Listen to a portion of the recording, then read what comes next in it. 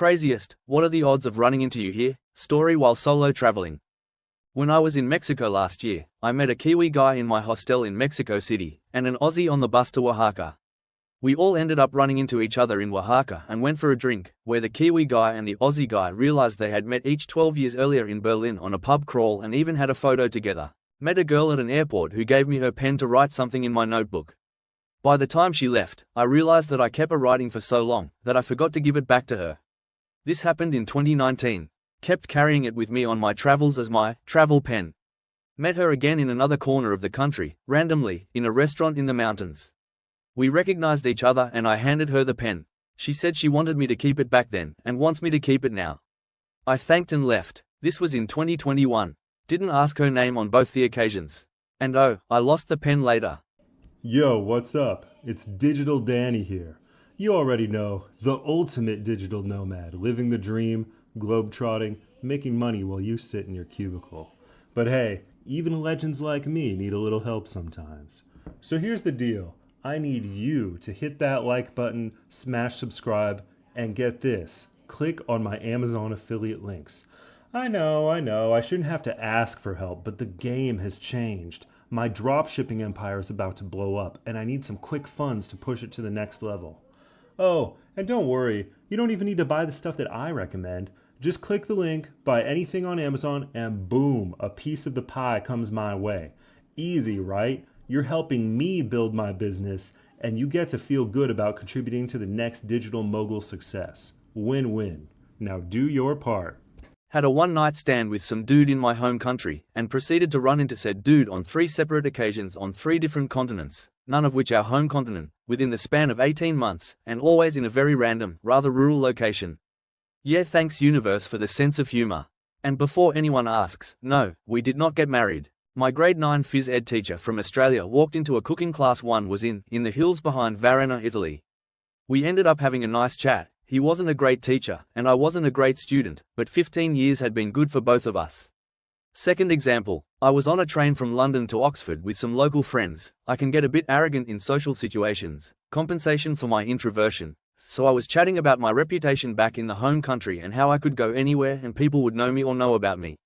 I was clearly exaggerating and taking some light-hearted ribbing from the friends, but when the train doors opened at Oxford, there was a guy the first vaguely knew from high school debating. He just said, "Hey Jacob, how are you?" as he walked onto the train, and my friends were a little gobsmacked. I was on a river ride at Animal Kingdom in Orlando.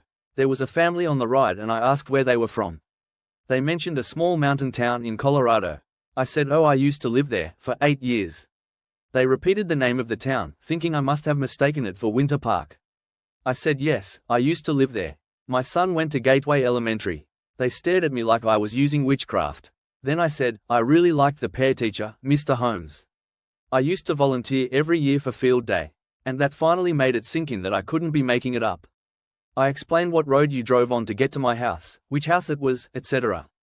I swear they thought I was somehow fucking with them. Then finally the mum explained that Mr. Holmes was now working at a school in Denver. When they got off the ride they looked like they had been somehow violated lol. A somewhat similar experience, but after a night out in Bangkok, I got back to the hostel around 3 a.m. and got speaking to a fellow English guy who also just returned from a night out. We must have been chatting for 30 to 45 minutes before he asked where I was from, a small town in England. Usually, as no one knows my hometown, I would usually have to explain and say it's near. He replied saying H is familiar with where it is, his mum used to teach there. Turns out his mum was my school teacher for 2 years when I was 10 to 11. He FaceTimed her and she remembered teaching me and my siblings. Small world. I met an Australian girl in British Columbia. I'm American. She posted on her Snapchat that she was in Paris. I was in Paris. She just so happened to be in the same hostel as me, literally directly above me, less than 10 feet away, just directly up. Met a girl at a festival in Spain and chatted for a while one night, exchanged details, made a wish to meet again someday and threw it into a bonfire. Chatted briefly on Facebook. 4 years later bumped into her on a random street in England. She had moved there to learn English. I was also visiting at the time. Did you recognize each other right away? I once recrossed paths with a Spanish dude I first met in Vietnam and then randomly 4 weeks later in Malaysia. He was in front of me and I saw a tattoo on his calf and said out loud, I met a guy a month ago who had a similar tat. He turned around and we instantly recognized each other. Had I not said anything, I doubt that either of us would have known. Oh, I can be arrogant for many reasons. But in social situations where I feel a little uncomfortable, I often put on a mask and big myself up. Most people with a huge ego are compensating for some fear or another. That's one of the more obvious situations where I do it. Hey guys, I know you love my videos, and I know you love me, but it's time for me to try to get paid so I can truly generate the passive income that will allow me to truly enjoy the next couple of weeks that I spend here on the beach in Bali. Alright, fellow jet setters, meet your new best friend, the Lenovo 14-inch FHD touchscreen Chromebook. Lightweight, affordable, and perfect for running your business while you're bouncing between time zones faster than your mom checks your Instagram stories. Whether you're churning out SEO copy on the beaches of Bali, setting up your drop shipping empire from a hostel in Budapest, or cranking out freelance articles between flights, this Chromebook's got your back and won't weigh it down. With an 8-core MediaTek processor and just enough memory to keep those 47 open tabs from crashing, it's the perfect sidekick for every digital hustler. Need more? How about the fact that it's cheaper than your monthly Wi-Fi bill in Thailand? Plus, with its touchscreen magic, you can switch between business mode and Netflix mode with a tap. Because hey, even nomads need some downtime. So ditch the bulk, keep it light, and make your bank account as happy as your wanderlust. Grab the Lenovo Chromebook and keep your freedom intact. Hashtag work from anywhere. I met a guy on a train from Montreal to Ottawa. It was a little awkward, but I was like probably never see him again. About 6 months later I was wandering around the Roman antiquities section of the British Museum and I saw him again. We recognized each other and he told me he was coming back from India for his mother's funeral. I felt bad, so I offered to let him tag along on my plans for the day: pub dinner, the Spice Girls musical, and then I had an early night cause I was flying out the next day. Things were slightly awkward but fine until I said I was heading back to my hotel and he started getting pushy about wanting to tag along. I said no. He invited me back to his hotel. I said no. He tried to get me to go out for another drink or snack with him before I called it a night and I said no. Meanwhile, him making my way to the tube station and standing on the platform hoping he doesn't get on and follow me. I finally let him friend me on Facebook and got on the tube heading back to my hostel. Completely ghosted him. I was irritated cause it could have just been a fun friendship origin story, but he got weird and creepy. That is a crazy story, as both of you were halfway around the world on 2 separate occasions and still crossed paths. 5 freaking years later. Imagine, if one small thing had changed in either of your lives during those 5 years, you probably wouldn't have crossed paths. In 2002 I was backpacking in Indonesia and went to Lake Toba for Christmas. There I met a young English guy in his early 20s traveling with his retired father. It was memorable because the young guy had hurt his back and needed to go to hospital. We took the local bus and he had to lie down across the 3-seat bench, much to the unhappiness of the driver. 10 years later I was backpacking with my wife in northern Thailand. We were staying in some run-down huts on the hill just outside of Pai. I was hanging out with a guy in the common area sharing travel stories. And we both realized that we were in Indonesia at the same time in 2002 and that we had both spent Christmas on Toba. And then it dawns on me to ask if he has back problems. It was the same guy. His dad had died shortly after we had met in 2002. He inherited some money and had been traveling ever since. As a fellow introvert, it's a really weird feeling. Extroverts have many interactions with many different people, but for introverts it takes a lot to initiate interactions, so when you reconnect it feels like both a complete stranger and a long-lost friend at the same time. It has happened quite a few times that I met the same person in different places randomly in the same country, or on the same overland route. Meeting someone randomly that I knew away from traveling is much rarer for me, particularly as very few of my contemporaries from school, university, etc. have traveled much. It did happen once. I was in the crowd of people at the top of Victoria Peak in Hong Kong when I looked at the guy next to me. He was also looking at me. I wondered what he wanted. Then I recognized him. He was a guy the first had been at school with. We were 10,000 kilometers from our hometown and about 20 years since we had last seen each other. We recognized each other but weren't sure. I saw her whisper to her friend while looking at me, so I went over and she basically just said I don't believe it maybe 10 times. Didn't really chat other than that though, cause we were both in the middle of doing other things. This wasn't me, but in June last year I was backpacking in Namibia and staying mainly at campsites. Near the sand dunes at Sossusvlei I was pitching my tent around 2 p.m. and up arrived a French student about 22 years of age on a bicycle. He was cycling Africa for 6 months and had covered about 10,000 miles by the time I met him, and he was on his way cycling back south to Cape Town to fly home. Anyway, he wasn't cycling the 75-mile return trip from the campsite to the actual sand dunes, as it was too big a distance to do in a single day and the sun was really hot in the desert. So he left the campsite and walked up the road. He went to the entry gates of the national park, paid his ticket entry fee, and then stood the other side of the gate hitchhiking, looking for a lift off another tourist. When he arrived back to the campsite later that evening, he told me it took him about 30 minutes before someone gave him a lift. It was a lady on her own driving around Namibia solo. He got into the car and quickly realized it was his maths teacher from high school just 4 years previous. Both of them were literally out in the middle of nowhere in Namibia at the exact same time, and she picked him up without recognizing him as he had sunglasses and a hat on. It's one of the craziest coincidences I've ever heard on the road, that two people from France, a student and a teacher, would bump into each other while one was hitchhiking into an extremely isolated desert. Met a girl at a festival in Spain and chatted for a while one night, exchanged details, made a wish to meet again someday and threw it into a bonfire. Chatted briefly on Facebook. 4 years later, bumped into her on a random street in England. She had moved there to learn English. I was also visiting at the time. Met a guy in a campsite 4 hours west of Port on Vancouver Island, Tofino, very small town vibes, who was from my country but lived quite far away. Made friends over the next few days. About 4 days in, we are chatting about the town he is from. I mention a friend who lived there and he knew them. Turns out after some chat that I had made out with this guy's sister at a party once and had been in his house too. Born Amp, grew up in Basingstoke here. Went to uni in Portsmouth and stayed there. At 2 a.m. bleary-eyed from getting a taxi from the bus station in Pai, Thailand. Also met someone else from Portsmouth. Didn't see it as a crazy coincidence as it is a city, but the Basingstoke thing is really weird. I bet you in that moment, you were magically teleported from Bangkok back to your hometown. Small world indeed. Also, many times, I will just say the nearest huge city because nobody will know my tiny town. And then when they say, I'm from huge town, and then you say the next large town and then the next small town and then smaller and smaller, it's a weird feeling.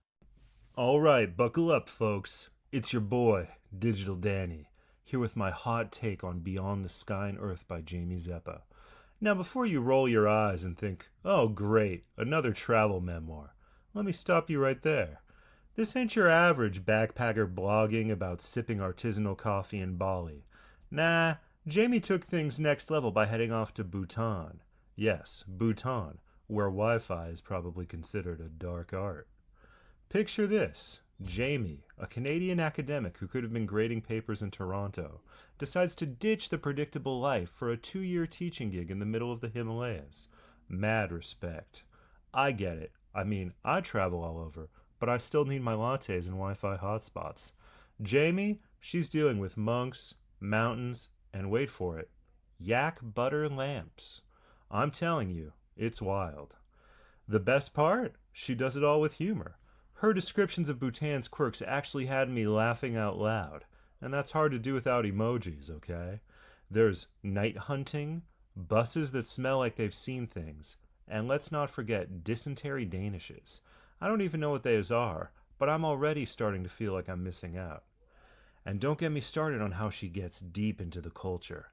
She's not just sightseeing. She's out here learning Buddhist philosophy, reflecting on her life, and even converting to Buddhism.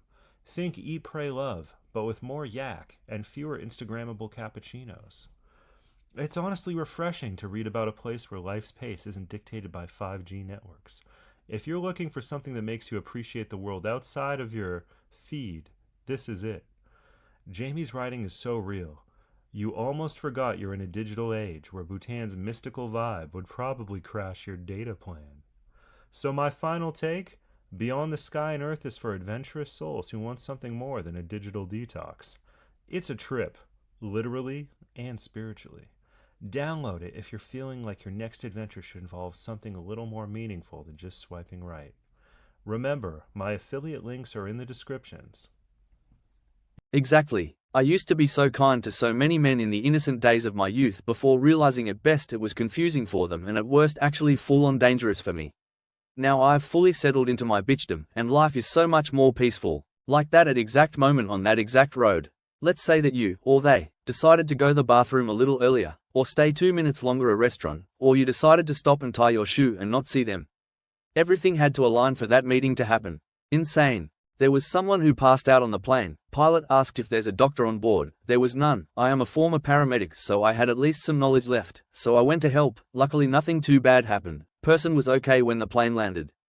Fast forward, a few days later I was on a bus to the beach. Suddenly some random PPL approached me and they are like, "Hey, you were that paramedic on the plane." That was awesome, had a good chat.